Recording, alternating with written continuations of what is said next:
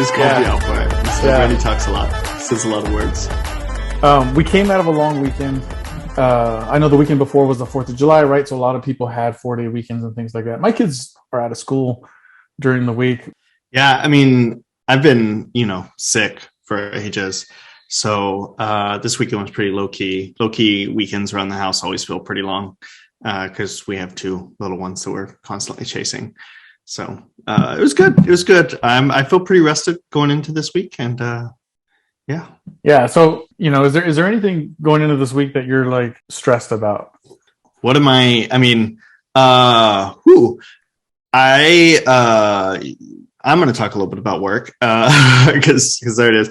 But we have a lot of shifting deliverable priorities that are top of mind for me. And it's a little bit of a team of volunteers kind of environment where I'm at. So you kind of have to recruit people to work on your initiatives. So there's that. And then I have been, as you know, working on the release of platform 0.5, 0.5.0 for a few days now, and which is exciting. It's really exciting. Every time you update me with something, I do a little fist pump. And it's frozen all of our deploys for the moment because I have it sitting out there, and I did sort of what is a new mistake of not pinning the previous pipelines before I rolled it out. And I keep running into little gotchas along the way. So this morning or last night, actually, while I was hanging out with the kids, I deployed what I thought was maybe the final version. And then it worked, Ram. It worked, except that when I went and checked the dashboard, the container wasn't there. But when I go and log in on the box, and I see the container there. And so a little frustrating to continue to be working through issues that I've solved before and running into gotchas because I'm doing it a little differently this time.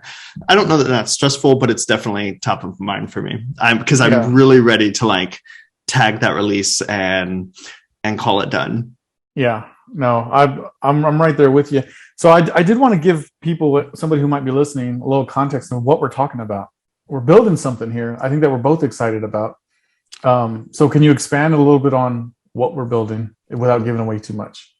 Yeah, I mean, so we're always building something, constantly on side projects, and I think what we really want to build is an ecosystem that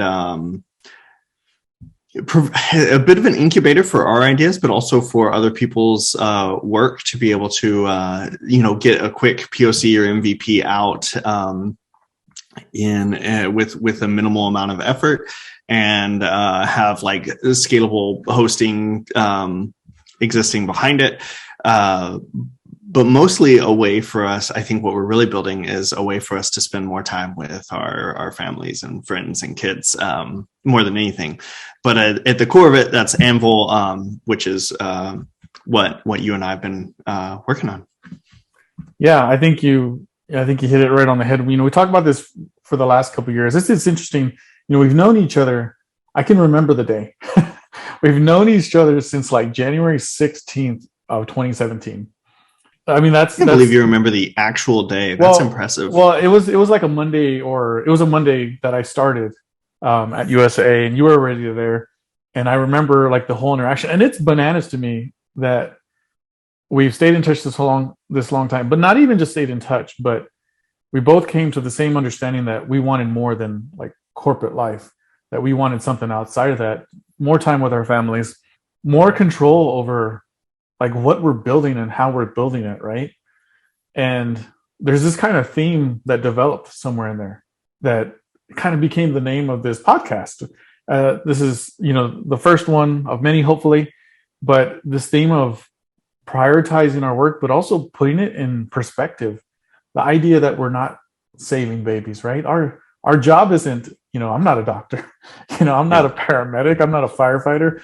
I don't do any of these crazy things. And so when we, get into these jobs, and these jobs feel high stress, and they take over our whole lives, you need to stop somewhere along the line and say, wait a minute, we're not saving babies, right? This doesn't have to be done today or tomorrow. But something that I remember, I think you had said this before, right? We're not saving babies. And it really stuck to me. And I remember when we started talking about, actually putting something together like this, it made sense that that was the theme of this entire discussion. Yeah. I mean, it's funny. I was talking to my brother about this just this weekend because there's this context that we tend to, we take our work and we make it like the most important thing. And that's a cultural thing.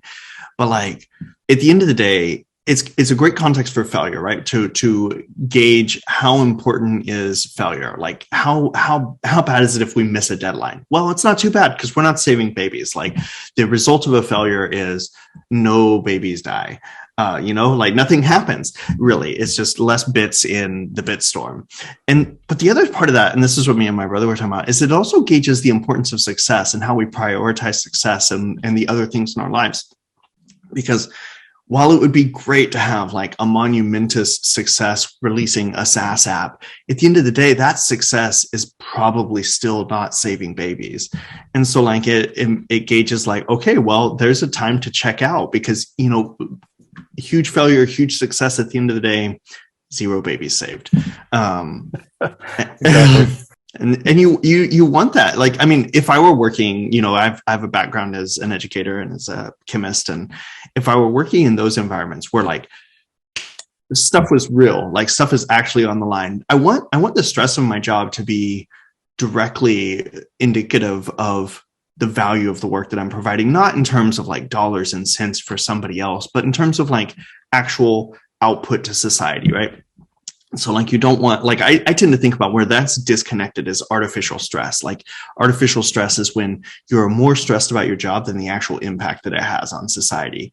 Like if the worst that happens is some fake money on a machine, like really, it's like numbers go down. That's it. It's like, okay, that's not the worst thing. I know we act like it is, but it's not the worst thing. And the other side of that though, is that if like huge success just means numbers go up, that's also not the best thing. And so keeping that in context means like, I don't need to stress a huge amount about my job. You asked me at the beginning of the day, like what's super stressful about your job or what are you stressed about this week? And it's great to kind of be in a place now where that the answer is not too much. There's some stuff like I work in a target rich environment, as you know, and so prioritization is always an issue. But I do get a great opportunity at my job now, and of course with Anvil to say the important stuff is the important stuff, and that's great. Yeah, and I think you talk about Anvil. This is something that you've been trying to build for a long time, and fortunately, I've been able to kind of jump on the train with you. Is making sure or baking in those ideologies and those thoughts to make sure that we don't become or we don't create an environment that is that mimics the environment that you're in today and the environment that we've been in the past, to where it's all about targets. And then when you hit the target, well, the target moves, right?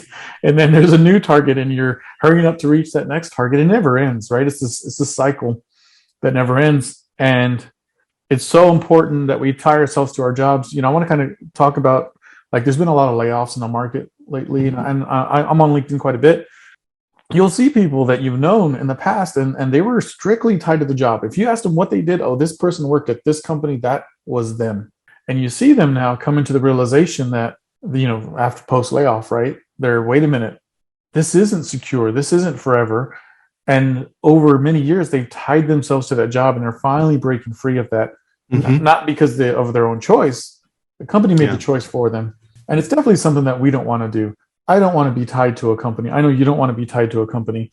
And so I hope that anybody listening goes on this journey with us over the next amount of weeks or years as we build out Anvil and some other projects. I know one that I'm super excited about is Rubber Duck.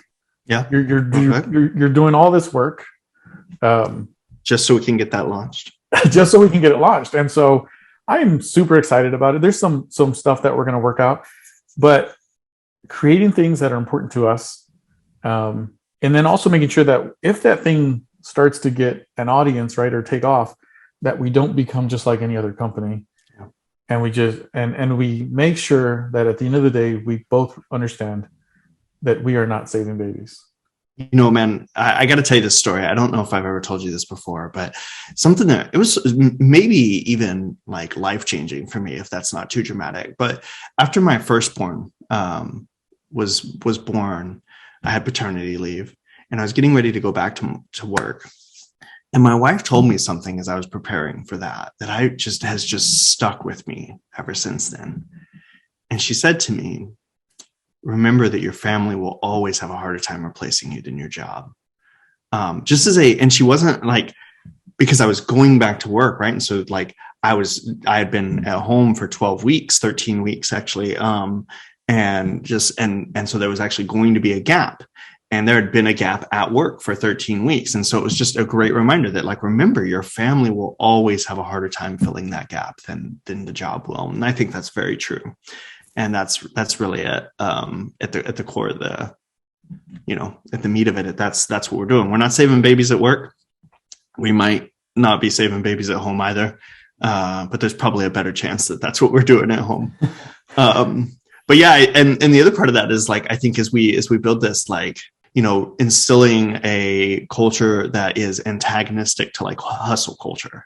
Like, and I mean that, like, I don't think we want to build a culture that says like, oh, I can work my 60 hours and climb the ladder or, bell. Like, we want sustainable, like, healthy relationships with work, which is not hustle culture at all. I think about two things that you mentioned in there is that when we get better at, we put in these processes, we put in these pipelines, we put in this automation that makes our job easier and quicker. It's not so much, this is something we talked about last week, but it's not so much that I can now do more things, but it's I can do the same amount of work in less time, right? Mm-hmm. So something that might have taken me 40 hours in the past, if we can automate that, now I only have to work 20 hours. Yeah. I don't want to look at it as we freed ourselves up. Now we can do 20 hours of other stuff. Right. And, right, because if we weren't going to do that stuff anyways. And the second part of that is something that you just said that made me think, was that making sure that there is no ladder. It's true. I grew up with it. I'm sure you grew up with it too. It's in our minds. It's baked in there. And we always think about climbing the ladder, right? I want to go from this point to the next point. There is a ladder at every company. But I think if we set the culture right, potentially there could be no ladder. Maybe there's an escalator that goes to the side instead of straight up. I don't know what that looks like, but let's destroy the ladder. Yeah, no, I mean, and you and I are both, like, we haven't really talked yet today about how we know each other, but we have I know that we're both very passionate about growing people. And so, like, less than a ladder, like, we want a garden.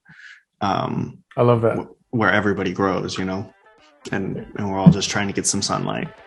I love that. Let's grow a garden. Well, Randy, thanks for joining me this morning. I know we don't have much time left, but I really hope that anybody who's joined us so far will join us next time as we continue to talk about, topics related to tech, to family, and to building a company. Yeah, absolutely. Thanks so much for putting this time together. Thanks.